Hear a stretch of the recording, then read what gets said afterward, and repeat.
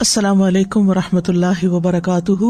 جس کے دل پر کوئی بھی غم ہے کسی بھی چیز کا، اولاد کی طرف سے، ازواج کی طرف سے، یا مال کی طرف سے، یا کسی بھی طرح کا کوئی غم، ہم، فکر، پریشانی، اس کو انہی کلمات کو لازم کر لینا چاہیے اور اسی جذبے کے ساتھ پڑھنا چاہیے جس جذبے کے ساتھ یونس علیہ السلام نے پڑھا تھا۔ وَنَجَّيْنَاهُ مِنَ الْغَمِّ، اس وقت وہ غم میں گھرے ہوئے تھے تو اللہ نے ان کو نجات دے دی۔ وَكَذَلِكَ نُنْجِي الْمُؤْمِنِينَ، یہ صرف ان کے لیے نہیں تھا، ہم اسی طرح سارے مومنوں کو نجات دیتے ہیں۔ جو بھی یہ دعا پڑھے گا اس کو غم سے نجات مل جائے گی۔ تو گویا مومنوں کو اس بات کی ترغیب دی جا رہی ہے، اس بات کا سلیقہ سکھایا جا رہا ہے کہ غم اور دکھ اور تکلیف کے موقع پر انہیں کیا پڑھنا ہے، کیا کہنا ہے۔ اور جب انسان یہ دیکھتا ہے کہ سابقہ مومنین کو اس دعا کی وجہ سے تکلیف سے نجات ہوئی تو اس کا ایک یقین بڑھ جاتا ہے کہ اللہ تعالیٰ میری تکلیف بھی دور کر دے گا۔ اگر وہ رب یونس علیہ السلام کو مچھلی کے پیٹ سے نکال سکتا ہے تو میرا رب مجھے اس مشکل سے کیوں نہیں نکالے گا، کیوں نہیں نکال سکتا، وہ ضرور نکالے گا۔ تو اس سے خاص طور پر یہ بات پتہ چلتی ہے کہ تحلیل یعنی لا الہ الا اللہ اور تسبیح سبحان اللہ یا سبحانک، یہ ہر غم کو دور کرنے کے لیے مجرب نسخے ہیں۔ یہ دو چیزیں کرب اور مصیبت سے نجات دلاتی ہیں۔ تو جو شخص بھی اللہ کی کتاب پر ایمان رکھتا ہے، قرآن مجید کو اللہ کا کلام سمجھتا ہے، اللہ کے وعدے پر بھروسہ کرتا ہے، اللہ کی اس بات کو سچا سمجھتا ہے، تو پھر وہ اسی طریقے پر اس دعا کے ساتھ اپنے رب کو پکارے تو اللہ تعالیٰ اس کی دعا قبول کرے گا اور اس کو غم سے نجات دے گا۔ اس دعا کی فضیلت کے بارے میں احادیث بھی آتی ہیں۔ نبی صلی اللہ علیہ وسلم نے فرمایا، ذُو-النون کی دعا جب وہ مچھلی کے پیٹ میں تھے، یعنی لا الہ الا انت سبحانک انی کنت من الظالمین، جب بھی کوئی مسلمان کسی معاملے میں ان الفاظ کے ساتھ اپنے رب سے دعا کرے، وہ دعا اس کے لیے ضرور قبول ہوگی۔ اللہ سبحانہ وتعالیٰ کے بعد نبی صلی اللہ علیہ وسلم نے بھی اس بات کو کنفرم کیا ہے کہ یہ دعا مسائل کا حل ہے۔ بہت لمبے چوڑے وظیفے پڑھنے کی بھی ضرورت نہیں، لیکن پڑھے تو کوالٹی کے ساتھ، درد کے ساتھ، تڑپ کے ساتھ، تکرار کے ساتھ، اصرار کے ساتھ، افتقار کے ساتھ، اپنی محتاجی ظاہر کرتے ہوئے، اپنی غلطی کا اعتراف کرتے ہوئے۔ اسی طرح سلسلہ صحیحہ کی حدیث ہے، رسول اللہ صلی اللہ علیہ وسلم نے فرمایا، کیا میں تمہیں ایسی چیز نہ بتا دوں کہ جب تم میں سے کسی آدمی کو رنج و الم اور دنیا کی آزمائشوں میں سے کوئی آزمائش آئے تو وہ اس دعا کو پڑھے تو اس کی تکلیف دور ہو جائے گی۔ تو آپ سے کہا گیا کیوں نہیں؟ آپ نے فرمایا وہ مچھلی والے کی دعا ہے، لا الہ الا انت سبحانک انی کنت من الظالمین، کہ جس کو بھی آزمائش آئے وہ یہ دعا پڑھ لے تو اس کی دعا قبول ہو جائے گی، آزمائش ختم ہو جائے گی۔ ایک روایت میں آتا ہے، سعد کہتے ہیں، ایک مرتبہ مسجد نبوی میں میرا گزر عثمان بن عفان رضی اللہ عنہ کے پاس سے ہوا۔ میں نے انہیں سلام کیا، انہوں نے نگاہیں بھر کے مجھے دیکھا لیکن جواب نہیں دیا۔ میں عمر بن خطاب رضی اللہ عنہ کے پاس آیا، ان سے 2 دفعہ سوال کیا کہ کیا اسلام میں کوئی نئی چیز پیدا ہو گئی ہے؟ انہوں نے کہا نہیں، کیوں، کیا ہوا؟ میں نے کہا میں ابھی مسجد میں عثمان رضی اللہ عنہ کے پاس سے گزرا تھا، میں نے انہیں سلام کیا، انہوں نے نگاہیں بھر کے مجھے دیکھا لیکن جواب نہیں دیا۔ عمر رضی اللہ عنہ نے پیغام بھیج کر حضرت عثمان کو بلا لیا اور فرمایا کہ اپنے بھائی کے سلام کا جواب دینے میں آپ کو کیا رکاوٹ پیش آئی، کس چیز نے آپ کو روکا؟ عثمان رضی اللہ عنہ نے کہا کہ میں نے تو ایسا نہیں کیا۔ سعد کہتے ہیں میں نے کہا بالکل ایسا ہی کیا ہے۔ کہتے ہیں حتیٰ کہ عثمان رضی اللہ عنہ نے قسم کھا لی تو میں نے بھی قسم کھا لی۔ پھر عثمان رضی اللہ عنہ کو کچھ یاد آ گیا تو انہوں نے کہا بلا واستغفر اللہ واتوب الیہ، ہاں ایسا ہوا ہے، میں اللہ سے معافی مانگتا ہوں اور توبہ کرتا ہوں۔ آپ ابھی میرے پاس سے گزرے تھے، دراصل میں اس وقت ایک بات سوچ رہا تھا جو میں نے رسول اللہ صلی اللہ علیہ وسلم سے سنی تھی، اور اللہ کی قسم جب بھی مجھے وہ بات یاد آ جاتی ہے میری آنکھیں پتھرا جاتی ہیں اور میرے دل پہ پردہ آ جاتا ہے، یعنی مجھے اپنی ہوش نہیں رہتی۔ کہتے ہیں سعد نے کہا میں آپ کو اس کے بارے میں بتاتا ہوں۔ رسول اللہ صلی اللہ علیہ وسلم نے ایک مرتبہ کسی گفتگو کی ابتدا میں ایک دعا کا ذکر کیا تھا۔ تھوڑی دیر کے بعد ایک دیہاتی آیا، اس نے آپ کو مشغول کر لیا، یہاں تک کہ جب رسول اللہ صلی اللہ علیہ وسلم کھڑے ہوئے تو میں بھی آپ کے پیچھے پیچھے چلا گیا۔ جب مجھے اندیشہ ہوا کہ جب تک میں آپ کے قریب پہنچوں گا آپ اپنے گھر پہنچ چکے ہوں گے تو میں نے اپنا پاؤں زمین پر مارا تو رسول اللہ صلی اللہ علیہ وسلم نے میری طرف توجہ کی. پوچھا یہ کون ہے؟ ابو اسحاق ہے. کہتے ہیں میں نے عرض کیا جی یا رسول اللہ صلی اللہ علیہ وسلم. آپ نے فرمایا کیا بات ہے؟ کہتے ہیں میں نے عرض کیا کہ آپ نے ہمارے سامنے ابتدا میں ایک دعا کا تذکرہ کیا تھا اور پھر ایک دیہاتی نے آپ کو مشغول کر لیا اور آپ نے وہ بتائی نہیں دعا. آپ نے فرمایا ہاں وہ یونس علیہ السلام کی دعا ہے جو انہوں نے مچھلی کے پیٹ میں مانگی تھی, یعنی لا الہ الا انت سبحانک انی کنت من الظالمین. کوئی بھی مسلمان جب بھی کسی معاملے میں ان الفاظ کے ساتھ دعا کرے گا تو دعا ضرور قبول ہوگی. اب آپ دیکھیے کہ یہ صحابہ ہیں, یعنی کہنے کو تو یہ حدیث کا آخری حصہ میں سنا کے آگے چلتی, لیکن مجھے یہ بات اس لحاظ سے اچھی لگتی ہے کہ اس میں ہمارے سیکھنے کی کچھ اور باتیں بھی ہیں. وہ یہ کہ اتنے جلیل القدر صحابی جو رسول اللہ صلی اللہ علیہ وسلم کے انتہائی قریب تھے, یعنی ان سے پائس امت میں کون ہو سکتا ہے؟ حضرت عمر ہو, حضرت عثمان ہو, حضرت علی ہو, حضرت ابوبکر رضی اللہ عنہ ہو, لیکن انسان تھے اور ان پر بھی ایسی غیر معمولی کیفیات آتی تھی کہ وہ اپنی سوچوں میں یا اپنے حالت میں ایسے مشغول ہوتے تھے کہ ان کو سامنے کی چیز نظر نہیں آتی تھی. بعض اوقات ایسا کوئی غم ہوتا ہے, کوئی بات ہوتی ہے, ہو سکتا ہے نبی صلی اللہ علیہ وسلم نے آپ کی آخری وقت کے بارے میں فتنوں کی کوئی پیشن گوئی کی ہو, کیونکہ یہاں بات کا نہیں پتہ چلتا کہ کون سی بات ان کو ہر چیز بلا دیتی تھی. دوسری بات یہ کہ بعض اوقات انسان کا حافظہ ایسے ساتھ چھوڑ جاتا ہے کہ وہ کہتا ہے کہ یہ کام ہوا ہی نہیں. نہ صرف یہ کہ وہ کہتا ہے نہیں, بلکہ اس کے بعد قسم بھی کھا لیتا ہے. اور دونوں صحابہ نے قسم کھا لی, بعد میں احساس ہوتا ہے اوہ ہاں اب یاد آیا. ہو سکتا ہے آپ کے ساتھ کبھی ایسا کوئی مرحلہ ہوا اور اس کے بعد کس قدر شرمندگی ہوئی. پچھلے دنوں میرے ساتھ یہی ایک معاملہ ہوا. کسی نے مجھے کچھ امانت دی کسی کو دینے کے لیے اور میں جلدی میں تھی, وہ جلدی سے رکھ کے ڈرار میں بھول گئی. اس کے بعد جس کی امانت تھی اس نے مجھ سے پوچھا تو میں نے کہا کہ بالکل نہیں, مجھے تو کچھ پتا نہیں, کچھ پتا نہیں. 2-3 دفعہ انہوں نے پوچھا, انہوں نے ہر دفعہ کہا مجھے کچھ پتا نہیں, ایسا کچھ بھی نہیں. لا حول ولا قوت الا باللہ. پھر جب اس شخص سے پوچھا گیا تو پھر دور جا کے مجھے یاد ہے, ہاں وہ میں نکل رہی تھی اور جلدی میں ایسے ہوا تھا. اور میں سوچوں کہ یا اللہ ایسی پھر تکلیف ہوتی ہے نا اندر, اتنی دفعہ میں نے غلط بیانی کی. حافظے کی کمزوری اب اس انسیڈنٹ کو بالکل بھول جانے کی وجہ سے. خاص طور پر اگر میں کلاس کے لیے نکل رہی ہوں اور مجھے کوئی کچھ بات کہے تو مجھے سمجھ نہیں آتی یہ کیا کہہ رہا ہے. یعنی آپ کی زندگی میں بھی کوئی ایسے اوقات ہوتے ہیں نا جب آپ کسی ضروری کام یا ضروری سوچ میں تو بچے آگے کچھ کہتے ہیں وہ فلاں آیا ہے, فلاں کا فون ہے, اور آپ ایسے سنی انسنی کر دیتے ہیں جیسے آپ کو علم ہی نہ ہو. ہم سب انسان ہیں, ہم کمزور ہیں, ہم سے ایسی غلطیاں ہوتی ہیں, ہمیں ایسی غلطیوں کا احساس ہوتے ہی معافی مانگ لینی چاہیے.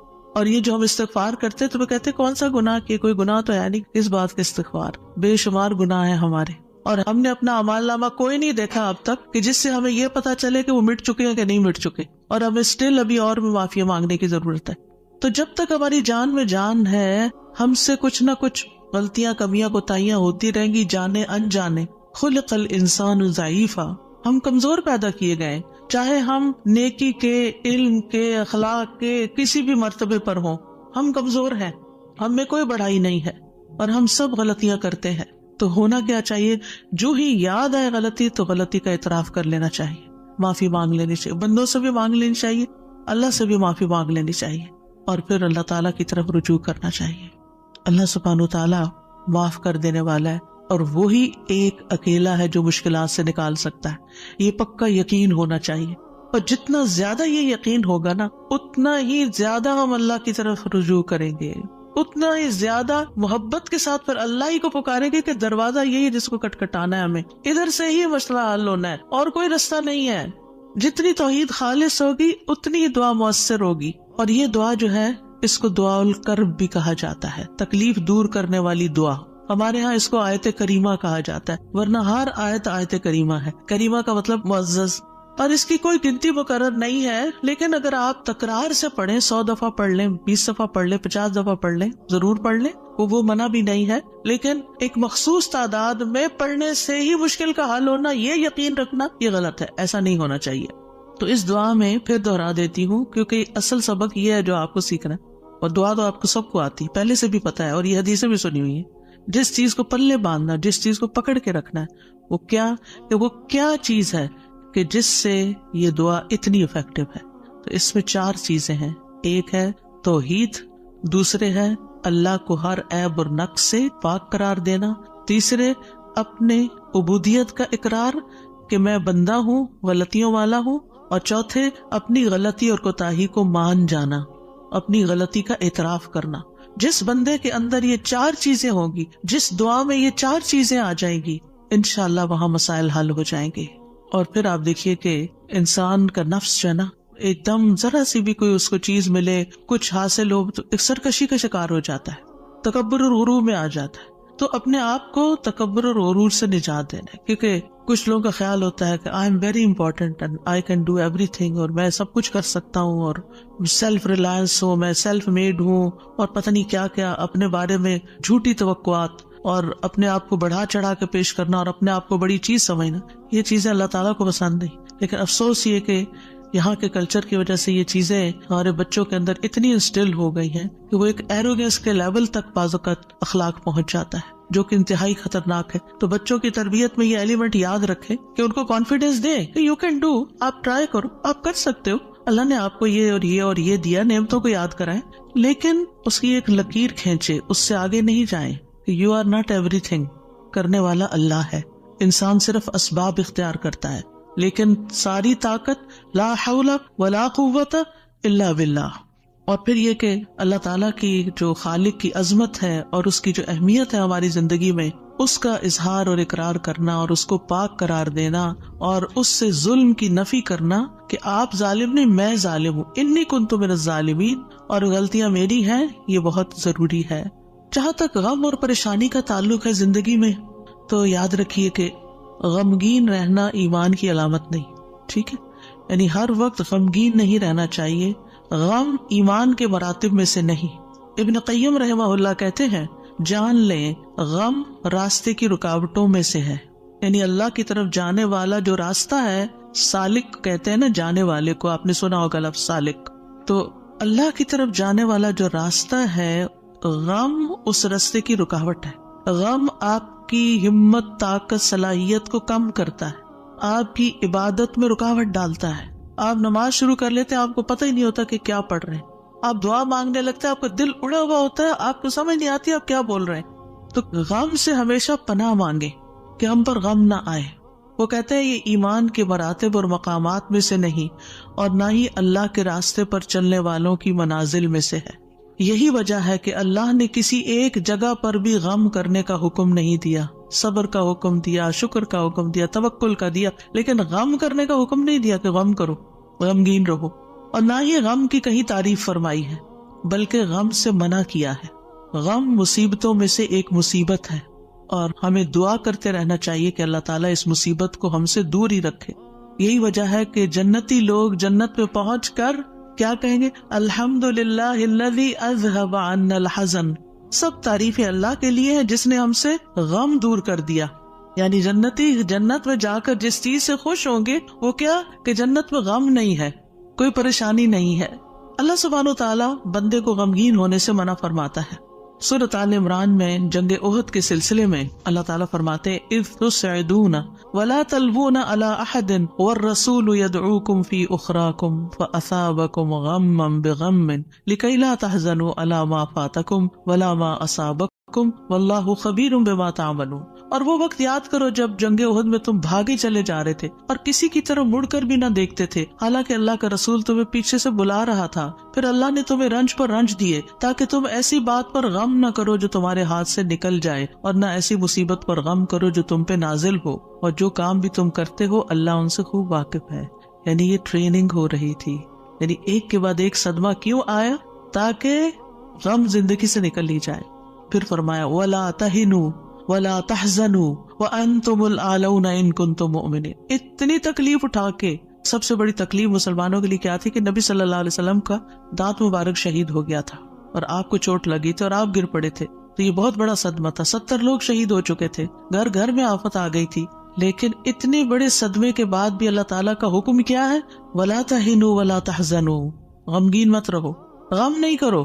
غم کا موقع ہے، غم کی بات ہے، لیکن فوراً نہیں، غم نہیں کرنا، کیونکہ غم انسان کو کھوکھلا کر جاتا ہے، غم انسان کو کمزور کر جاتا ہے. تمہیں تو آئندہ ابھی اور مقابلے کرنے ہیں، اور اگر تم غم منانے بیٹھ گئے تو ہمت، جرت سب کچھ چلا جائے گا. بزدل ہو جاؤ گے. غم ایک مصیبت نہیں، غم مصیبتوں کی لائن لے کے آتا ہے، ایک کے بعد ایک مصیبت اس کے ساتھ چلی آتی ہے. اس لیے غمگین نہیں ہونا. موسیٰ علیہ السلام کی والدہ نے جب موسیٰ علیہ السلام کو چھوڑنا تھا دریا میں تو اللہ تعالیٰ نے ان کی طرف الہام کیا کہ بچے کو دودھ پلاتی رہو ابھی، پھر جب تجھے اس کے قتل کا خوف ہو تو اسے دریا میں ڈال دینا. اور کیا کرنا؟ وَلَا تَخَافِي وَلَا تَحْزَنِي، نہ خوف کرنا نہ غم کرنا. اللہ اکبر. کوئی بھی ماں جس کا بچہ چھوٹا ہو وہ تو کسی دوسرے کے ہاتھ میں بھی بچے کو دیتے ہوئے خوف اور غم کا شکار ہوتی ہے. خوف کیا ہوتا ہے؟ پتہ نہیں گرا ہی نہ دے بچے کو. اور غم کیا ہوتا ہے کہ جدائی ہو گئی ہے بچے سے، پتہ نہیں یہ کیا سکھا دیں اس کو، پتہ نہیں یہ کیسے پیش آئے اس سے. تو ماں اگر اپنا بچہ کسی اور کو دیتی ہے تو غمگین ہوتی. کہاں یہ ہے کہ باسکٹ میں ڈال کے دریا میں ڈال دو، اور ساتھ اللہ کا حکم خوف اور غم کرنا ہی نہیں. اب بتائیں کیا کرے، کیسے دل کو تھامے. یہی اصول سیکھ لیں زندگی کے لیے. جہاں کہیں غم پاس آئے، کہیں رونا آئے، کہیں دکھی ہو، اللہ تعالیٰ کا یہ فرمان یاد کر لیں. اور ہے بھی عورت کے لیے، وَلَا تَخَافِي وَلَا تَحْزَنِي. اپنے آپ کو خود یاد کرائیں، وَلَا تَخَافِي وَلَا تَحْزَنِي کہتی رہیں، وَلَا تَخَافِي وَلَا تَحْزَنِي. نہ خوف کرو نہ غم کرو، اللہ ہے نا، اللہ مشکل آسان کر دے گا. جس چیز پر بھی تکلیف غم ہوتا ہے اللہ تعالیٰ دن بدلیں گے، یہ سارے حالات بدل جائیں گے. آپ اگر اپنے ماضی کو دیکھیں، کتنے ہی واقعات ایسے ہوئے جن پہ آپ بے حد غمگین ہوئے، پھر ابھی کیوں نہیں ہو رہے؟ تو گزر گیا نا. تو اگر اس وقت بھی تھوڑا کنٹرول کر لیتے تو اچھا ہی تھا. کیونکہ یہ جو سٹریس ہوتا ہے نا، اور یہ غم اور خوف کا مجموعہ سٹریس پھر بن جاتا ہے. اور یہ جو سٹریس ہوتا ہے نا، یہ انسان کو بیمار کر دیتا ہے، فزیکلی بھی کمزور کرتا ہے، اور ایمانی اعتبار سے بھی کمزور کرتا ہے، روحانی اعتبار سے کمزور کرتا ہے. انسان کا دل کمزور ہو جاتا ہے، چھوٹی سی بات سنتا ہے تو اس کے حواس باختہ ہو جاتے ہیں، کسی بھی چیز کا مقابلہ نہیں کر پاتا. تو اللہ سبحانہ و تعالیٰ نے ان کو کہا غم نہ کرو، بے شک ہم اسے تیرے پاس واپس لانے والے ہیں، واپس تمہارے ہی پاس آئے گا. اور آپ اپنا بچہ کسی کو بھی دیتے ہیں تو واپس آپ ہی کے پاس آتا ہے، اور اسے رسولوں میں سے بنانے والے، اللہ یہ کہ اللہ اپنے پاس بلا لے، پھر تو ہم سے زیادہ اللہ کا ہے نا. انا للہ و انا الیہ راجعون. نبی صلی اللہ علیہ وسلم نے غار ثور میں کیا کیا تھا؟ اذ ہما فی الغار اذ یقول لصاحبہ لا تحزن، غم نہیں کرنا، ان اللہ معنا. یعنی کس طرح بے یار و مددگار انسان ایک ایسی جگہ پر ہو جہاں ساری قوم دشمن بنی ہوئی ہو اور پھر بھی غم نہ کرے، سارے ساتھ چھوڑ دے، الٹا مخالفت کرے، جان کے دشمن بن، پھر بھی غم نہیں کرو، غم نہیں کرو. اور حضرت ابوبکر تو نبی صلی اللہ علیہ وسلم کے لیے غمگین ہو رہے تھے نا. ابن قیم کہتے ہیں 4 چیزیں جسم کو برباد کر دیتی ہیں: پریشانی، غم، بھوک اور بیداری. پریشانی اور غم پختہ عزم کو کمزور کر دیتے ہیں اور دل میں کمزوری پیدا کر دیتے ہیں، اور بندے اور اس کے کاموں میں محنت کرنے کے درمیان رکاوٹ بن جاتے ہیں جو کام اس کے لیے مفید ہوتے ہیں. یعنی آپ پروڈکٹیو نہیں رہتے، اور یہ سفر کا راستہ کاٹ دیتے ہیں. یعنی جو اللہ کی طرف جانے کا راستہ ہوتا ہے نا، اسے کاٹ دیتے ہیں اور اس کو پسپائی کی طرف الٹا کر دیتے ہیں، یا رکاوٹ بن کر اس کو سفر سے روک دیتے ہیں. یعنی وہ اللہ کی طرف جانا ہی بند کر دیتا ہے. یعنی ایک شخص اچھا بھلا کچھ سیکھ رہا ہوتا ہے، کلاسز جوائن کی بھی ہوتی ہے، کوئی کام کر رہا ہوتا ہے، یا کسی بات سے غمگین ہو جاتا ہے، جانا ہی چھوڑ دیتا. بھی کیوں نہیں آ رہے؟ بس ڈپریشن کا شکار ہے، کہیں جانے کو دل نہیں کرتا. آپ اچھا بھلا ایک کام کر رہے تھے، آپ بیکار ہو کے بیٹھ گئے، کیا یہ نقصان نہیں ہے؟ اور اس غم کی حالت میں انسان کی عقل ایسے ماری جاتی کہ اس کو اپنا نقصان بھی نہیں سمجھ آتا، کہ میں اپنا ہی نقصان کر رہا ہوں، اپنے آپ کو کھا رہا ہوں. غم کیا ہے؟ خود کو کھانا. تو خود کو کھانے سے تو مسئلہ حل نہیں ہوگا، مسئلہ تو جہاں ہے وہی ہے، وہ تو اللہ نے دور کرنا ہے. اس سارے کیفیت کو، اس احساس کو، اس شدت کو دعاؤں میں لگا دیں، دعاؤں میں کنورٹ کر دیں. امام ابن قیم کہتے ہیں یا اس کے علم سے رکاوٹ بن جاتے، علم کے لیے رکاوٹ بن جاتا ہے غم. تو یہ چیزیں سفر پر جانے والے کی پشت پہ بہت بھاری بوجھ ہیں. پریشانی، غم، بھوک اور بیداری. یعنی جو صحیح نیند نہیں لیتا رات کی، جو صحیح فوڈ نہیں لیتا، یعنی اپنی ضرورت کی غذا نہیں لیتا، اور جو غم اور پریشانی کا شکار رہتا ہے، وہ شخص کسی کام کا نہیں رہتا، بیکار، نکما. اور آپ دیکھیں جب انسان بیکار ہوتا ہے نا، جو کوئی کام کا نہیں ہوتا، کسی کی خدمت اور مدد میں نہیں ہوتا، وہ تنہا ہو جاتا ہے، اس کی کوئی قدر و قیمت نہیں رہتی، کوئی اس کو لک فارورڈ نہیں کرتا، کوئی اس سے محبت نہیں کرتا. بیکار انسان اپنی قدر گنوا دیتا ہے. وہ کہتے ہیں پنجابی کا محاورہ ہے، چم نہیں کم پیارا. چم کا مطلب ہوتا ہے چمڑا، اسکن. یعنی اگر آپ کی اسکن بڑی گلو کر رہی ہے تو وہ کسی کو اچھی نہیں لگے گی. آپ جتنا چاہیں میک اپ لگا کے خوبصورت بن کے آ جائیں، لیکن اگر آپ کام کے بندے ہیں نا، کسی کے آپ کام کرتے ہیں، آپ پروڈکٹیو ہیں، آپ کسی کے مددگار ہیں، تو ہر کوئی آپ سے پیار کرے گا. یہ ایک اصول، ایک فطرت کی بات ہے. چاہے اپنے بچے ہی کیوں نہ ہو، اگر وہ بیکار رہنے کے عادی ہو گئے ہیں تو آپ دن رات ان پہ غصہ کرتے ہیں کہ تم سست ہو، تم بیکار ہو، تم کسی کام کے نہیں ہو. اور اس کو بیکار کس چیز نے کیا؟ فکر، پریشانی، غم، دکھ، تکلیف، ان چیزوں نے. تو ان کا علاج کرنا ہوگا. ابراہیم بن ادہم کہتے ہیں غم دو طرح کے ہوتے ہیں، ایک غم تمہارے حق میں ہے اور ایک غم تمہارے خلاف ہے. پس وہ غم جو تمہارے حق میں ہے وہ آخرت کے بارے میں غم کرنا ہے. سارے غموں کو ایک میں ڈھال لے، اور وہ ہے آخرت کا غم کہ وہاں میرا کیا ہوگا، کیا میں جنت میں جا سکوں گی یا نہیں. وہ کہتے ہیں کہ ایک غم تمہارے حق میں ہے، وہ آخرت کے بارے میں غم کرنا اور اس کی خیر و برکات کے بارے میں غم کرنا ہے. اور وہ غم جو تمہارے خلاف ہے وہ دنیا اور اس کی زینت کے بارے میں غم کرنا ہے، دنیا کے فائدوں کے بارے میں غم کرنا کہ کوئی چیز چلی گئی. اور دنیا کی زینت کیا ہے؟ مثلاً اپنی جوانی، اپنا حسن، یہ ساری چیزیں کیا ہے وقت کے ساتھ ساتھ ڈھل جاتی ہیں. پھر کچھ لوگ اس پر غم لگا بیٹھتے ہیں کہ ہم پہلے سے خوبصورت نہیں رہے، پہلے سے اسمارٹ نہیں رہے، پہلے سے ایکٹیو نہیں رہے. اور کچھ لوگ تو ہر وقت رونا ہی روتے رہتے ہیں، اب میرا حافظہ کمزور ہو گیا ہے، اب میں سوچ نہیں سکتی. ایک خاتون کو میں جانتی ہوں، پچھلے 20 سال سے یہی بات ہر وقت کرتی ہے جب ملتی ہے. اتنی بیزاری ہوتی ہے ایسی باتیں سن کے، کیونکہ جب آپ ایسی باتیں کرتے رہتے ہیں نا تو اس سے آپ دوسروں کو بیزار کرتے ہیں اور اپنی قدر کھوتے ہیں کہ اچھا اب یہ بندہ بیکار ہو گیا ہے، اب یہ کام کا نہیں رہا، چھوڑو اس کو. ہم کیا چاہتے ہیں؟ ہمدردی لینا دوسرے سے، یہ کہہ کے کہ میں کمزور ہوں، بیمار ہوں. ہم سمجھتے ہیں دوسرے ہمدردی کریں، ایک دن کریں گے، 2 دن کریں گے، پھر کیا ہوگا؟ ہر وقت تھوڑی کریں گے. ہر وقت ہائے ہائے کرتے رہنے سے آپ دوسروں کو بیزار کرتے ہیں. المؤمن القوی خیر واحب الی اللہ من المؤمن الضعیف. قوی مومن، طاقتور مومن بہتر ہے، اچھا ہے، خیر ہے، اور اللہ کو زیادہ پیارا ہے کمزور مومن سے. اب آپ اللہ کے پیارے بننا چاہتے ہیں یا نہیں؟ بننا چاہتے ہیں تو بہادر ہو جائیں، ہوشیار ہو جائیں، غموں کا رونا اتار پھینکیں. پھر آپ دیکھیے ابن قیم کہتے ہیں جب انسان صبح کرے اور شام کرے اور اس کی صرف ایک ہی فکر ہو اور وہ ہے اللہ سبحانہ وتعالیٰ کے ساتھ رابطہ جوڑنا، تو ایسے انسان کی تمام ضرورتوں کو اللہ اپنے ذمے لے لیتا ہے. ساری ضرورتیں، یعنی آپ اللہ تعالیٰ کے ساتھ کنیکٹ رہیں اور لوگوں کو بھی اللہ سے کنیکٹ کریں. آپ کے کام اللہ کے ذمہ، اور اللہ تعالیٰ اس سے ہر پریشان کرنے والے کام کا ضامن ہو جاتا ہے. سبحان اللہ، کتنی بڑی بات ہے. اور اس کے دل کو اپنی محبت کے لیے، اس کے زبان کو اپنے ذکر کے لیے اور اس کے اعضاء کو اپنی اطاعت کے لیے فارغ کر دیتا ہے. لیکن اگر وہ صبح شام اس حال میں کرے کہ دنیا ہی اس کی پریشانی ہو، کہ دنیا ہی اس کی پریشانی، دنیا کی کوئی چیز اس کی پریشانی بنی ہوئی ہے، کوئی انسان ہے، کوئی کام ہے، کوئی چیز ہے، تو اللہ اس پر دنیا کے غم، پریشانیاں اور تکلیفیں لاد دیتا ہے. ایک پریشانی ہے نا، ایک اور آ جائے گی، ایک اور آ جائے گی، اور آ جائے گی، کٹھی ہو جائیں گی. اس کو اس کے نفس کے حوالے کر دیتا ہے.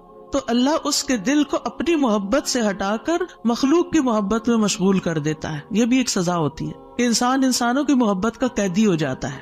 ان کی خوشی سے انسان خوش، ان کے غم سے انسان غمگین.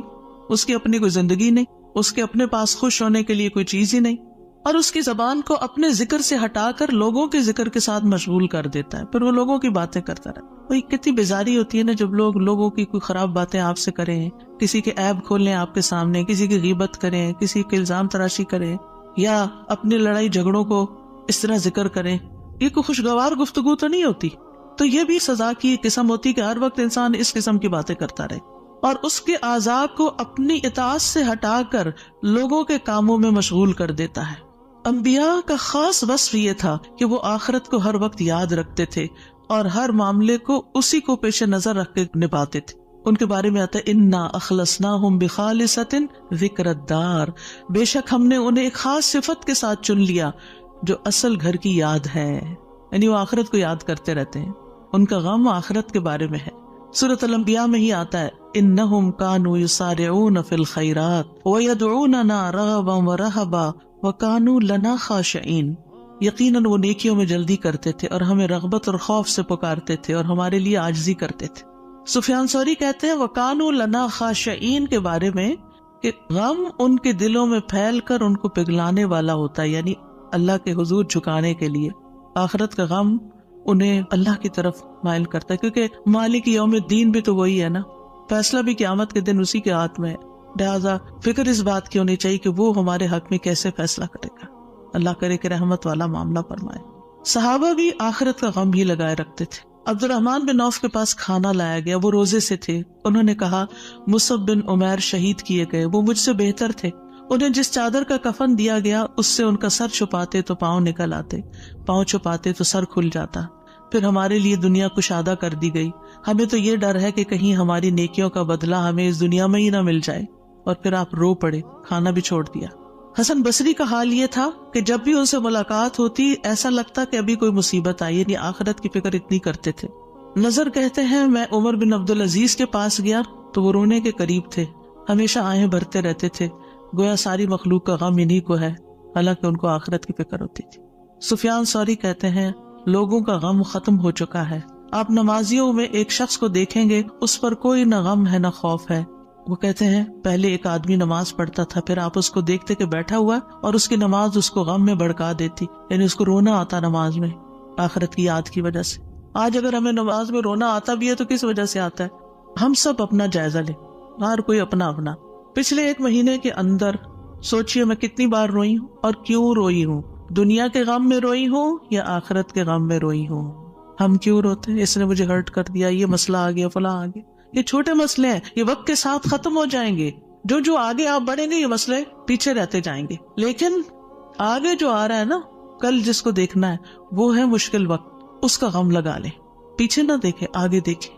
صحابہ نماز ضائع ہونے پہ غم زدہ ہوتے تھے، عبادت نہ کر سکنے پر غمگین ہوتے تھے، فتنوں میں پڑنے پہ غمگین ہوتے تھے، ہر دن زندگی کو کم کر رہے اس بات میں غمگین ہوتے تھے، اس بات میں نہیں کہ دنیا چھوڑ جائیں گے تو کیا بنے گا، یہ سارے ہمارے مال اسباب اور جو ہم نے اتنی محنت سے کمائے ہیں اس کا کیا ہوگا۔ اس بات کا غم کہ حساب کا وقت قریب آ رہا ہے، ہر دن موت سے قریب کر رہا ہے، ہر دن قبر سے قریب کر رہا ہے، آگے میرا حساب ہونا ہے، میں کیا اس کے لیے تیار ہوں؟ کیا میں نے اپنے سارے کام نپٹا لیے؟ تو بات یہ ہے کہ رنج و غم زندگی کا حصہ ہے، لیکن دنیا کا غم نیچے آ جانا چاہیے اور آخرت کا غم اوپر آ جانا چاہیے، یہ ہم نے کرنا ہے۔ اور دنیا کے غموں سے بچنے کے لیے سب سے پہلے توحید کا یقین، اللہ کی طرف رغبت، تقدیر پر یقین کہ جو تکلیفیں آ رہی ہیں نا یہ تقدیر کا حصہ ہیں، ان کو ایکسپٹ کر لیا جائے۔ اب ایسا ہونا تو ہو گیا نا، اب جو نئی زندگی اس میں ایڈجسٹ کیا جائے، اللہ سے اچھا گمان رکھا جائے، پھر ہم و غم ملنے پر اجر پر نظر رکھی جائے۔ جب کوئی تکلیف پیش آئے کسی بھی قسم کی، کوئی رکاوٹ، تکلیف، دکھ، پریشانی، تو اس پر جو اجر ملتا ہے انسان کو اس کو اپنے سامنے رکھے انسان۔ حدیث میں آتا ہے رسول اللہ صلی اللہ علیہ وسلم نے فرمایا کسی مومن آدمی کو جب بھی کوئی تکلیف یا کوئی بیماری یا رنج، یہاں تک کہ اگر اسے کوئی فکر ہو تو اس کے گناہوں کا کفارہ ہو جاتا ہے۔ ایک اور روایت میں آتا ہے یہاں تک کہ جو چوٹ اسے لگتی ہے یا کوئی کانٹا چبھتا ہے وہ بھی اس کے گناہوں کا کفارہ ہوتا ہے۔ اور ویسے بھی وہ حدیث تو بارہا آپ نے سنی کہ انسان کا درجہ اللہ کے ہاں بلند لکھا ہوتا ہے اس کی قسمت میں، لیکن اس کے عمل تھوڑے ہوتے ہیں، تو اللہ تعالیٰ اس کو کسی مشکل میں ڈالتا ہے تاکہ صبر کر کے بلند درجے تک پہنچ جائے۔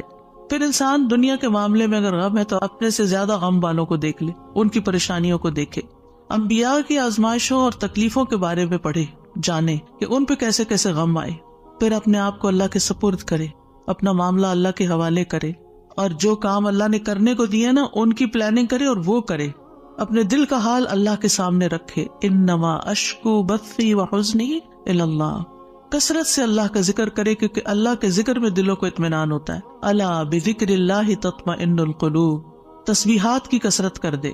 نبی صلی اللہ علیہ وسلم نے فرمایا جو اپنے مال کو خرچ کرنے سے بچائے، دشمن سے مقابلہ کرنے سے ڈرے، رات سے خوف کھائے کہ وہ اس کو پریشان کرتی ہے، تو وہ اس قول کی کثرت کر دے سبحان اللہ والحمد للہ ولا الہ الا اللہ واللہ اکبر، اور اگر ولا حول ولا قوت الا باللہ بھی پڑھ لے تو اس کا اپنا فائدہ ہے الگ سے۔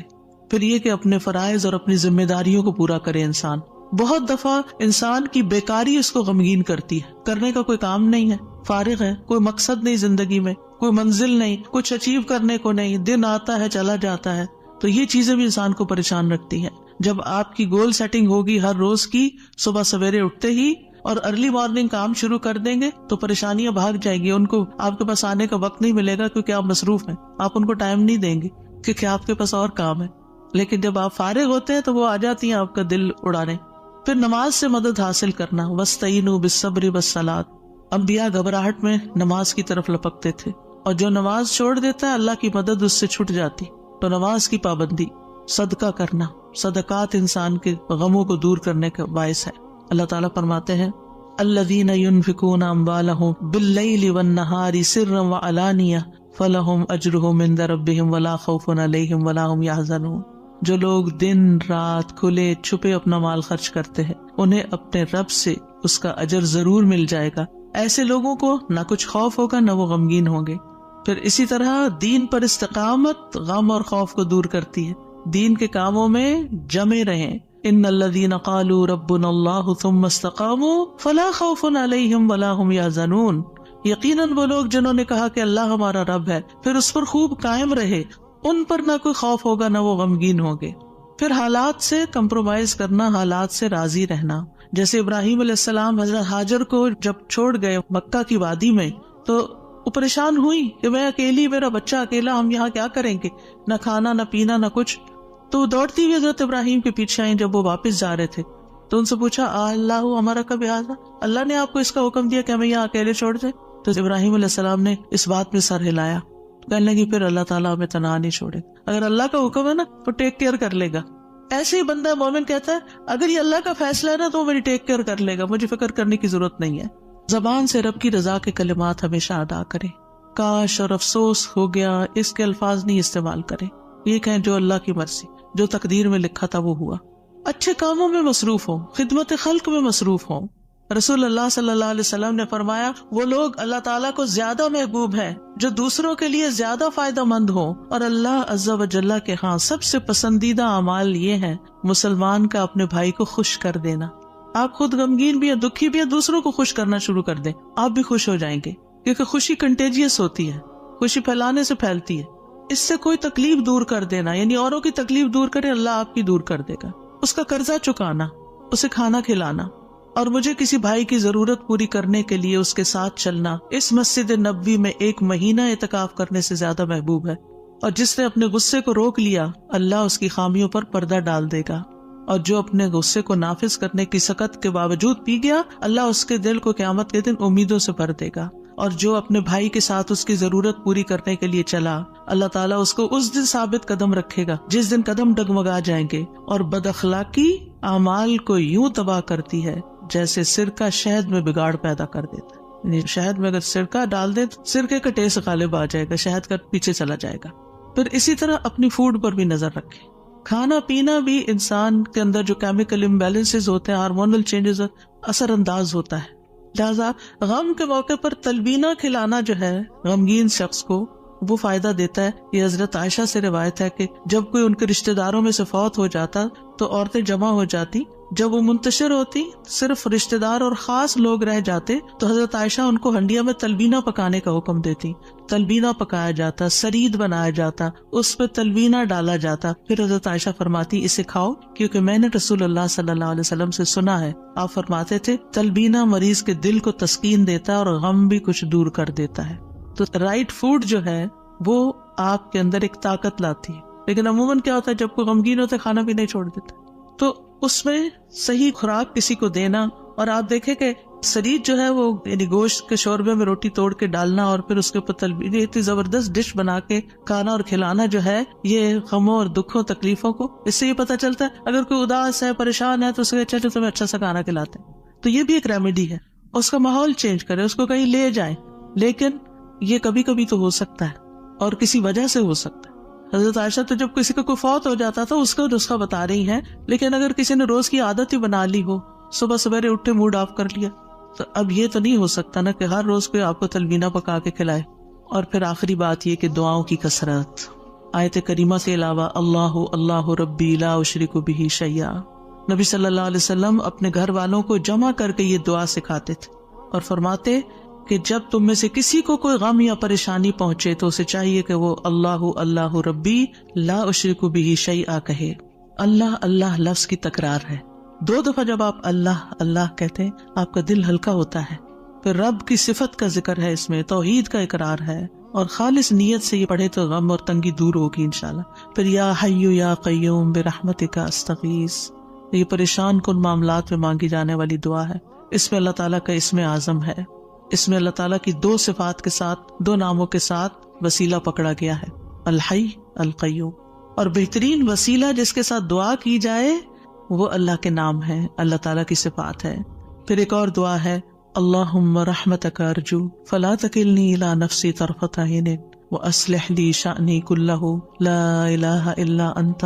اے اللہ میں تیری رحمت کا امیدوار ہوں، تو مجھے آنکھ جھپکنے تک کے لیے میرے نفس کے حوالے نہ کرنا اور میرے سارے معاملات درست فرما دے، تیرے سوا کوئی معبود نہیں. یہ مصیبت زدہ کی دعا ہے. رسول اللہ صلی اللہ علیہ وسلم نے فرمایا دعوات المکروبی، پریشان حال کی دعا. اور اس میں خاص طور پر اللہ کی رحمت کا ذکر ہے کہ اللہ میں تیری رحمت کی امید کرتی ہوں اور میرا نفس تو بڑا کمزور ہے، مجھے اس کے حوالے نہ کرنا ورنہ میں تو پڑ جاؤں گی. اور ایک لمحے کے لیے بھی نہیں. اب دیکھیے بعض اوقات آپ نے ایکسپیرینس کیا ہوگا، یہ میں اپنے پرسنل ایکسپیرینس سے بات کری ہوں، ایک لمحے کے لیے کوئی خیال آ جاتا ہے کسی بھی چیز کا، کوئی ایسی پریشان کن چیز، آپ کا سارا جو سکون ہے وہ برباد ہو کے رہ جاتا ہے. تو میں سب سوچتی ہوں کہ یہ شیطان تھا جس نے وار کیا ہے تاکہ اس بندے کا جو اطمینان قلب اور سکون اور خشوع اور سب برباد ہو. یعنی وہ ایسے تیر چلاتا ہے جیسے. فوراً یہ دعا پڑھے. پھر نبی صلی اللہ علیہ وسلم تکلیف آنے پر یہ دعا پڑھتے، لا الہ الا اللہ العظیم الحلیم، لا الہ الا اللہ رب العرش العظیم، لا الہ الا اللہ رب السماوات ورب الارض ورب العرش الکریم. اس میں اللہ سبحانہ وتعالیٰ کے نام کے علاوہ العظیم اور الحلیم اور رب العرش العظیم اور رب العرش الکریم کی اور رب السماوات والارض کی بات کی گئی ہے. یعنی اللہ تعالیٰ کی صفات کو بیان کیا گیا ہے اور پھر توحید کا اقرار ہے. توحید کا اقرار غموں کو دور کرنے کا باعث ہے کہ میرے لیے اللہ کافی ہے، حسبی اللہ ونعم الوکیل، اللہ کافی ہے میرے لیے. پھر اللہم انی اعوذ بک من الہم والحزن والعجز والکسل والبخل والجبن وضلع الدین وغلبۃ الرجال. اے اللہ میں تیری پناہ میں آتا ہوں دکھ، غم، عاجزی، سستی، بخل، بزدلی، قرضداری کے بوجھ اور لوگوں کے اپنے اوپر غلبے سے.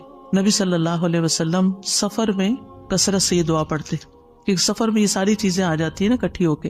اور پھر آپ دیکھیں کہ غم ماضی کا ہوتا ہے، فکر مستقبل کی ہوتی ہے، اور پھر بے بسی اور کمزوری اور کچھ کرنے کو دل نہ چاہنا اور کسی کی مدد نہ کرنا اور ہر چیز سے ڈرنا، بزدلی دکھانا اور لوگوں کا چڑھائی کر دینا آپ پر، یہ ساری چیزیں وبال ہیں. ان سے بچنے کے لیے دعا کرنی چاہیے. اور پھر اگر مستقل طور پر دل پریشان رہتا ہے تو اللہم انی عبدک وابن عبدک وابن امتک ناصیتی بیدک ماض فی حکمک عدل فی قضاؤک اسألک بکل اسم هو لک سمیت به نفسک او انزلته فی کتابک او علمته احدا من خلقک او استأثرت به فی علم الغیب عندک ان تجعل القرآن ربیع قلبی ونور بصری وجلاء حزنی وذہاب ہمی وغمی. اس کے لیے وعدہ ہے کہ جو یہ پڑھے گا اللہ سبحانہ وتعالیٰ اس کے غم کو خوشی میں بدل دے گا. دعائیں یاد نہیں رہتی تو دیکھ کے بھی پڑھ سکتے ہیں، اور اللہ سبحانہ وتعالیٰ ہم سب کے غم، دکھ، پریشانیوں کو دور فرمائے.